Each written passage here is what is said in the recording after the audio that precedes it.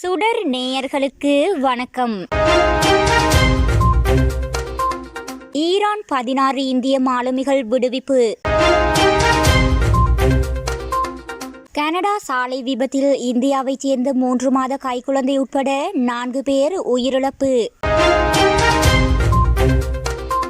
பிணை கைதிகளில் மேலும் ஒருவர் பலி, இஸ்ரேல். பிரேசிலில் வெளுத்து வாங்கும் கனமழை, உயிரிழப்பு எண்ணிக்கை 39ஆக உயர்வு. ரஷ்ய இராணுவத்தில் அதிக சம்பளம், கடத்தல்காரர்களிடம் சிக்கிக்கொள்ள வேண்டாம் என எச்சரிக்கை. கனடாவில் 2 தமிழர்கள் தொடர்பில் பொதுமக்களுக்கு விடுக்கப்பட்டுள்ள எச்சரிக்கை. இனி தொடர்வன விரிவான செய்திகள்.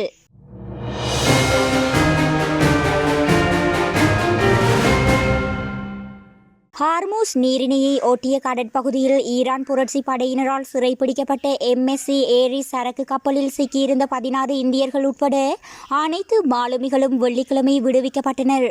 இஸ்ரேலுக்கு எதிரான பதிலடி நடவடிக்கையாக ஈரான் நடத்திய இந்த சிறைப்பிடிப்பு சம்பவத்தில் ஏற்கனவே ஒரு இந்திய பெண் மாலுமி விடுவிக்கப்பட்டிருந்த நிலையில் சுமார் 20 நாட்களுக்கு பிறகு மற்ற 24 மாணவிகளும் விடுவிக்கப்பட்டுள்ளனர்.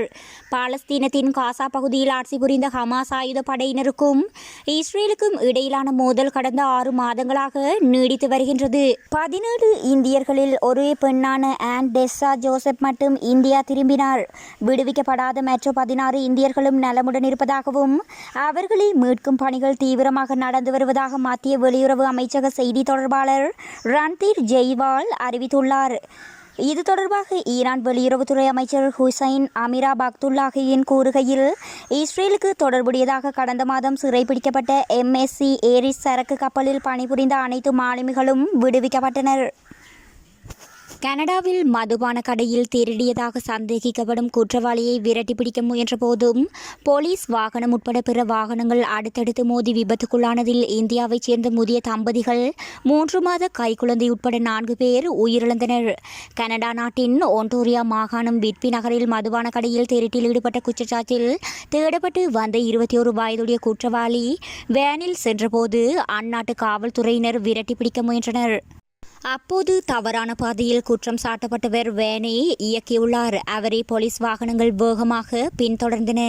எதிர்பாராத விதமாக அவ்வழியே வந்த 6க்கும் மேற்பட்ட வாகனங்கள் மீது போலீசார் வாகனமும் குற்றம் சாட்டப்பட்டவரின் வேனும் மோதி விபத்துக்குள்ளானது. அதில் குற்றம் சாட்டப்பட்டவர் சம்பவ இடத்திலேயே உயிரிழந்துள்ளார்.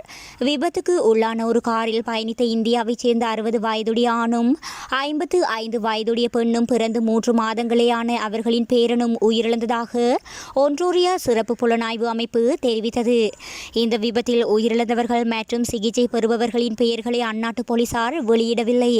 உயிரிழந்தவர்களின் பிரேத பரிசோதனை டொரண்டோவில் புதன்கிழமை மேற்கொள்ளப்பட்டது.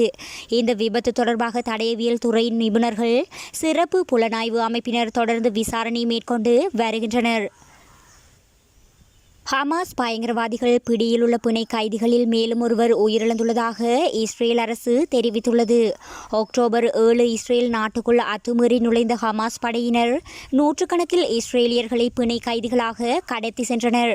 அப்படி கடத்தி செல்லப்பட்டவர்களில் ஒருவர் உயிரிழந்துள்ளதை இஸ்ரேலிய அரசு வியாழக்கிழமை தனது எக்ஸ் பக்கத்தில் அறிவித்துள்ளது. நவம்பர் மாதத்தில் ஒரு வாரகால போர் நிறுத்தத்தின் போதான கைதிகள் விடுதலையில் இறந்தவரின் 13 வயது பெண்ணும் 17 வயது ஆணும் விடுவிக்கப்பட்டனர். இஸ்ரேல் செய்தி நிறுவனம் பீரி கிபூட்ஸ் பகுதியைச் சேர்ந்தவர்கள் இவர்கள் எனவும், அக்டோபர் 7 தாக்குதல் 49 வயதான அவர் ஏற்கனவே உயிரிழந்துள்ளார் எனவும் குறிப்பிடப்பட்டுள்ளது. ஆனால் பிழையில் உள்ளவர்களில் கணிசமானோர் இறந்திருக்கலாம் என தற்போது அஞ்சப்படுகிறது.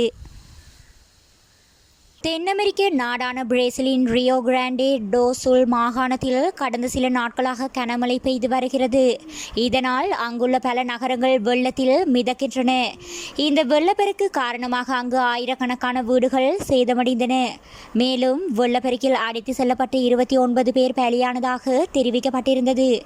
இதற்கிடையே வெள்ளத்தால் அதிகம் பாதிக்கப்பட்ட பகுதிகளில் வசிக்கும் சுமார் 5000 பேர் பாதுகாப்பான இடங்களில் தங்க வைக்கப்பட்டுள்ளனர். 1 4 மில்லியனுக்கும் அதிகமான மக்கள் தொகை கொண்ட போர்டோ அலெக்ரே நகரத்திற்கு எச்சரிக்கை விடுக்கப்பட்டுள்ளது. இது தொடர்பாக அம்மாநில கவர்னர் எட்வர்டோ லைட் கூறுகையில், இது கடினமான நாட்களாக இருக்கும். நாங்கள் மக்களை தங்கள் வீடுகளை விட்டு வெளியேறுமாறு கேட்டுக்கொள்கிறோம். உயிரை காப்பாற்றுவதே எங்கள் குறிக்கோள். சில சொத்துக்களை இழந்தாலும் நாம் உயிர்களை காப்பாற்ற வேண்டும். மக்களை மீட்பதே எங்கள் முன்னுரிமை. மீதமுள்ளவற்றை பொறுத்தவரை நாங்கள் முன்னோக்கி செல்லும் வழியை கண்டுபிடிப்போம் என்று அவர் தெரிவித்தார். ரஷ்ய இராணுவத்தில் அதிக சம்பளம் தருவதாக மோசடி செய்யும் கடத்தல்காரர்களிடம் சிக்கிக்கொள்ள வேண்டாம் என்று ஓய்வு பெற்ற இராணுவ வீரர்களிடம் இலங்கையர்கள் சிலர் கோரிக்கை விடுத்துள்ளனர். ரஷ்ய இராணுவத்தில் பணிபுரிந்து வெளியேறி மிகவும் கஷ்டங்களை அனுபவித்த நாட்டின் ஓய்வு பெற்ற பாதுகாப்பு படையைச் சேர்ந்த மற்றொரு குழுவினர் தமது கசப்பான அனுபவங்களை நேற்று வெளிப்படுத்தியுள்ளனர். ரஷ்ய இராணுவத்தில் வேலைவாய்ப்பு எதிர்பார்த்து வாக்னர் கூலிப்படையில் பணிபுரிய அந்நாட்டிற்கு சென்றபோது வாக்னர் கூலிப்படையின் முன்வரிசையில் பணியாற்றவே சந்தர்ப்பம் வழங்கப்பட்டது. அந்நாட்டில் போர் முனையில் இருக்கும் இலங்கை இராணுவ வீரர்கள் அந்நாட்டு போர் முனையிலிருந்து பல காட்சிகளை தொடர்ச்சியாக எங்களுக்கு அனுப்பியுள்ளனர்.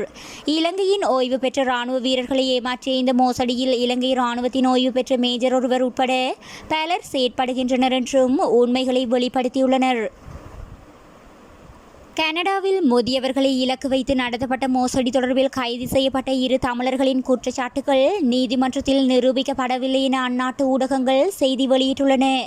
இதேவேளை சந்தேக நபர்களினால் மேலும் பாதிக்கப்பட்டவர்கள் இருக்கலாம் என தெரிவித்துள்ள புலனாய்வாளர்கள் குற்றம் சாட்டப்பட்டவர்களின் படங்களை வெளியிட்டு பொதுமக்களை எச்சரித்துள்ளனர். இவர்கள் முதியவர்களை இலக்கு வைத்து வங்கி மற்றும் கடன் அட்டை மோசடியில் ஈடுபட்டதாக போலீசார் குற்றம் சாட்டியுள்ளனர். இந்நிலையில் சந்தேக நபர்களுக்கு எதிராக 40 குற்றச்சாட்டுகள் முன்வைத்துள்ளதாக போலீசார் தெரிவித்துள்ளனர். சந்தேக நபர்களினால் பாதிக்கப்பட்டவர்களில் 90 வயதுடைய தம்பதியரும் உள்ளடங்குவதாக போலீசார் தெரிவித்துள்ளனர். எவ்வாறாயினும் இவர்களுக்கு எதிரான குற்றச்சாட்டுகள் நீதிமன்றத்தில் நிரூபிக்கப்படவில்லை என தற்போது செய்திகள் வெளியாகியுள்ளன.